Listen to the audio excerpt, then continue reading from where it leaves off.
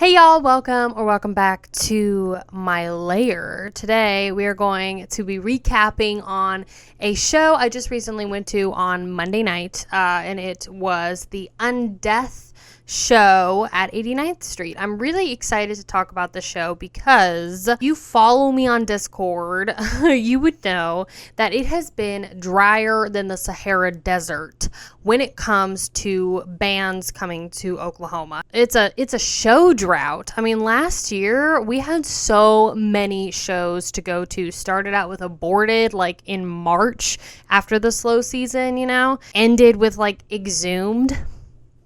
And like Cavalera Brothers, like Bestie. Last year was so good for shows, and it has been an absolute abysmal time finding any shows that are even worth going to. So this was the first one that, you like how I'm holding the microphone? This is a whole new setup for me, by the way. So hopefully you like it. I don't know. I just felt like sitting on my floor today, But essentially, this was the first show of the year in fudging June, dude. In fucking June, we have a show, finally. So it was at 89th Street. I really like this venue. It's an OKC. So what you should know about 89th Street is that it is a little bit smaller, so it's not like Diamond Ballroom size, but it's quaint and it's very intimate. So like Death Angel performed there. I got to see them live at 89th Street with Creeping Death to Skeletal Remains. I got to see there. They were great. So if you are ever in Oklahoma in OKC, 89th Street's great because, like I said, it's intimate. So you can get right up front with the bands. You can literally just like get spit on and smell their beards and like so the headliner was Undeath, with their main support being Jarhead Fertilizer, which is a grindcore band from Maryland, and then we have their local opener, which is Ectospire. So I'm very excited to talk about these bands and show you some of the merch. I have some vinyls, t-shirts, and patches that we bought from the actual show. Let's just get right into it. It was a Monday night, so obviously sound ordinance, they needed to end the show, cap it at like 10 p.m.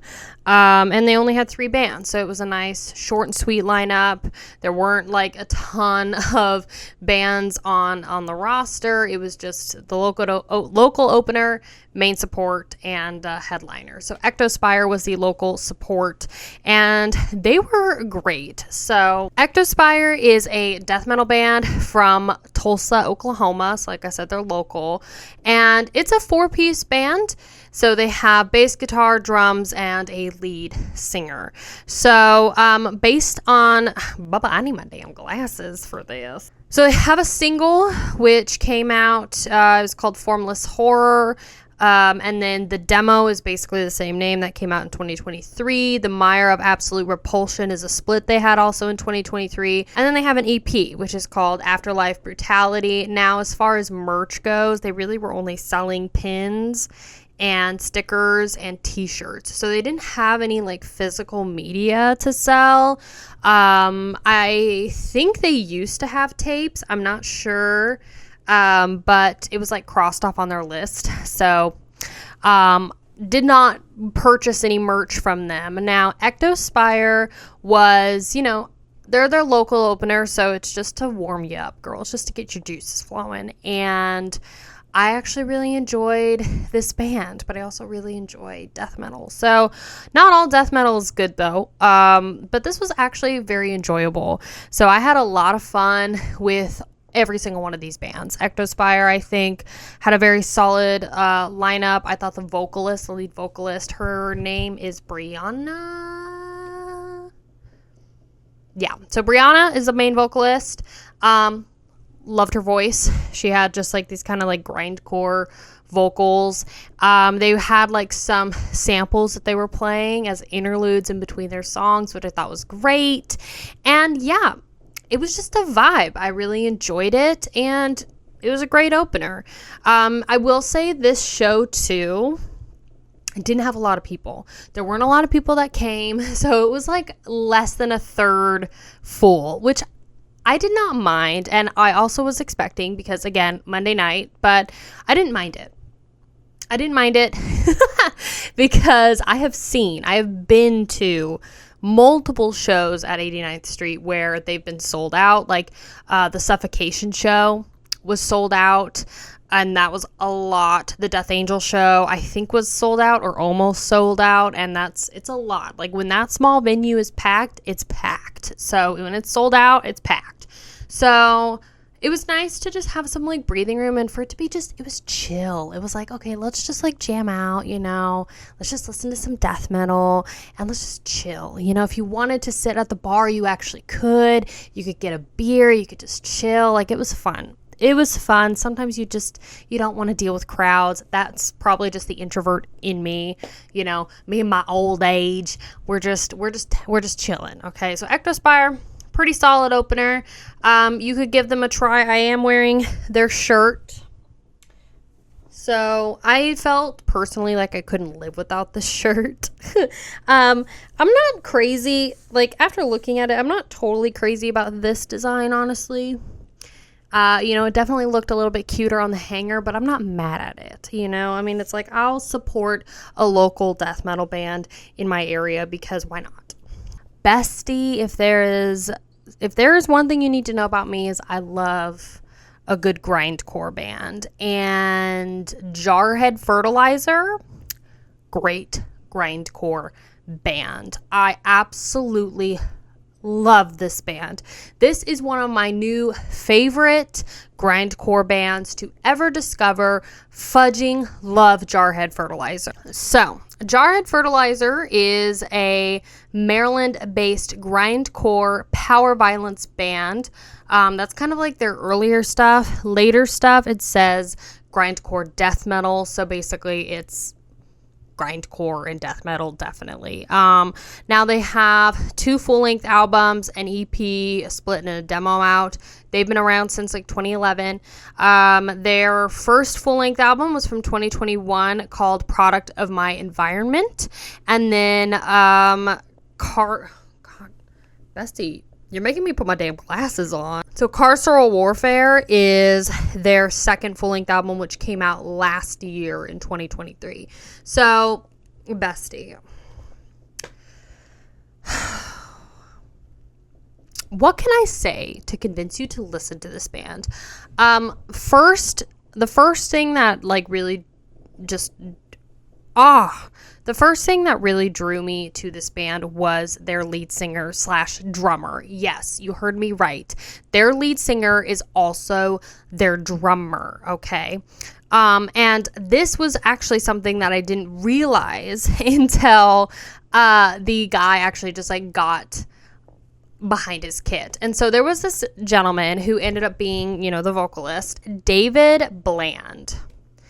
And David is so freaking cool. So I thought he was the sound guy. I ain't gonna lie.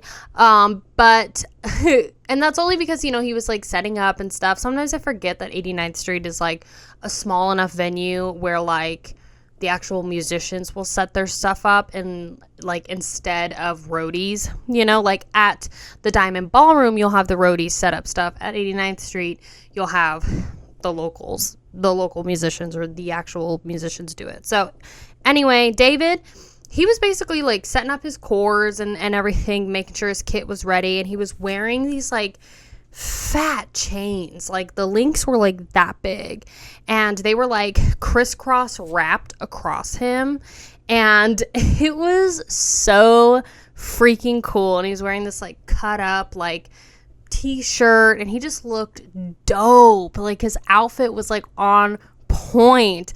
I loved the chains. And then as he was setting up his kit, he ended up removing the chains from himself and draping them over his kit. And I took footage of it, so I'm sure I'm showing it right now. But yeah, basically as soon as he put the chains over the kit and then got behind there and was checking the mic, I was oh my god, he's the vocalist too.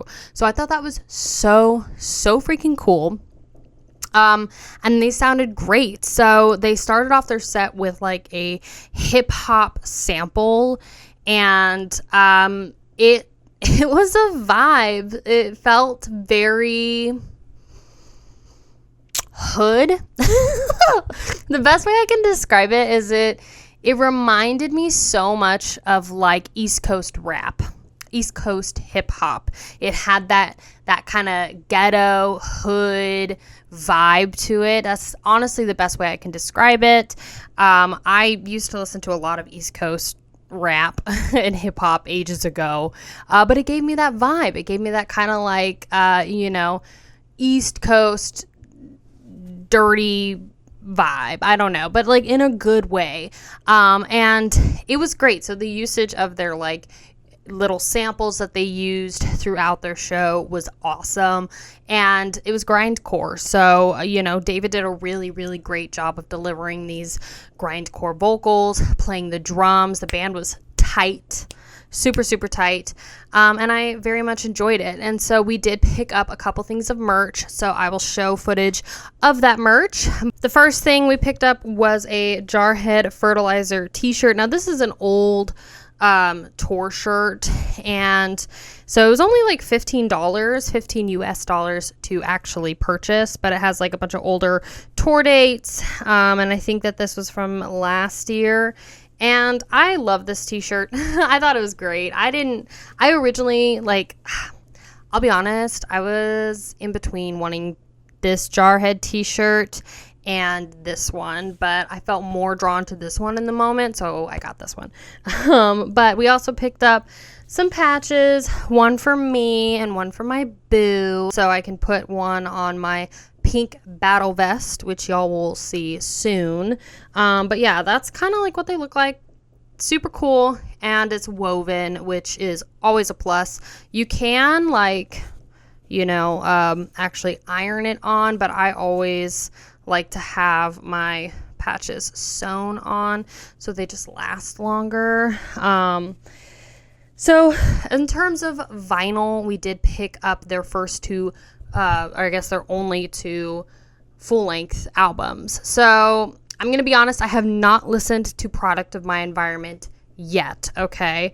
But this one was really cool. Kind of got this like recycled cardboard slip case around it, and it's got this neon green vinyl to it, and it's really cool. We saw them, I think they were like $25 each at the show, so very simple, but I really enjoyed just the overall look of it. So like I said, I have not listened to their first album, however I did take a listen to Carceral Warfare. And so Carceral Warfare is a dope album. It's a dope album. So as you'll see in the footage, we did get it signed by every single member of the band. And originally, like, they had flags for sale, and I was like, oh, I don't really know if I want a flag because I couldn't see their band logo. And looking at the vinyl cover, you're like, where's the band logo? But it is on there. It's just printed in this like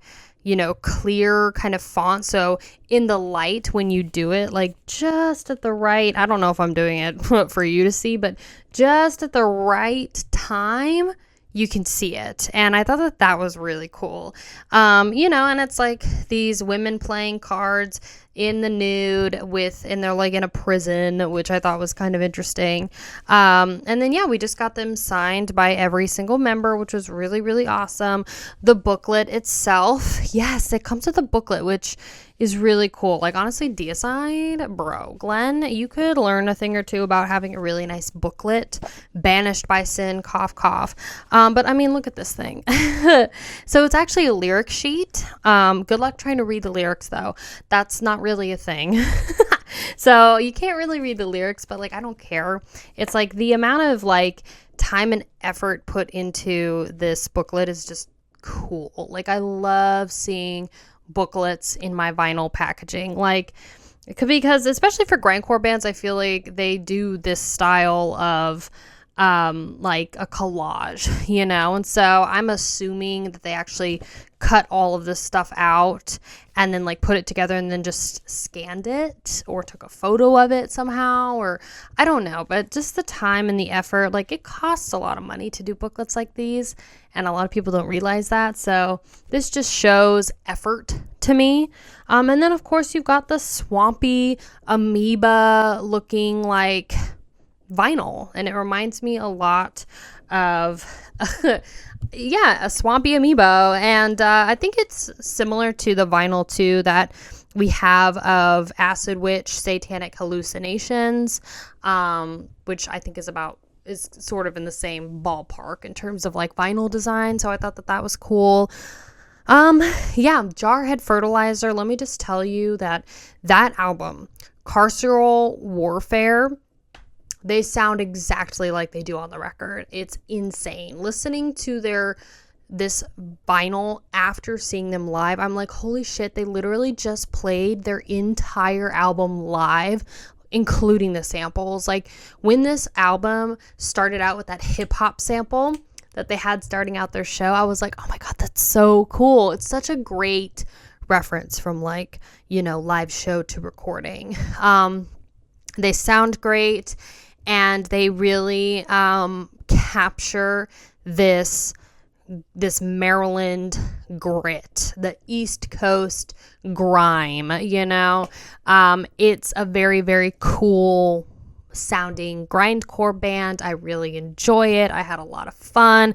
Jarhead was definitely the better band of the night. Not saying that Undeath wasn't good, but Jarhead was pinched fingies, chef's kiss, sprinkle, sprinkle, stardust, glitter. It was everything I could possibly want. And I love them. They just bought a new fan, basically. I am a big fan of Jarhead Fertilizer now. Now let's talk about the actual reason why we were there for this show, and that was for Undeath. Now I have done a reaction to Undeath on my channel. I have talked about them in other videos, saying that they are a modern version of that New York style death metal. They're very similar to Immolation, Cannibal Corpse. I definitely think that Undeath could be a like torch carrier, I guess, of Cannibal Corpse. This is a, like I said, New York death metal band, and they have been in the business since 2019, so they are relatively new. I did do a reaction to their most recent album from 2022, which is called It's Time ... to Rise from the Grave. It's a banger of an album. Are they bringing anything necessarily like new to the gore death metal genre? No, but, you know, again, torch carrier, okay? It's Time to Rise from the Grave is a dope album, and I absolutely love the title track from that album, which they actually opened up their set with. It's a banger. It's Time to Rise from the Grave. Like, it's so good. It's such a bop. Undeath was great live. I think that the lead singer recognized that it was a little less than a full house, and he made the best of the situation that he could. He tried to get everybody to come closer to the stage and be together, and he had a very good he had really good stage charisma and performance energy. There's a word I'm looking for, and it's escaping my brain, but he did good. He did stage presence. There you go. He had good stage presence. And honestly, it was a little trippy because I swear I was like, he reminds me so much of the lead singer of August Burns Red. Now, if you've watched my channel for a while, that was the first metal show I ever went to, was for August Burns Red. Yes, metalcore, but it was like in Asheville, and it was like right downtown, so it was like super fast. It's super easy to get to, but I really enjoyed seeing August Burns Red because of their lead singer. He had amazing stage presence. Go and watch my concert vlog after this, and you'll see what I mean. And that lead singer reminded me so much of the lead singer for Undeath. Like, I don't know if it's just the beard or like the face, like their face both kind of being the same. I don't know. But my like conspiracy theory was this has to be August Burns Red lead singer's like side project. I was like, is this his unknown like side project? They're not the same person like at all.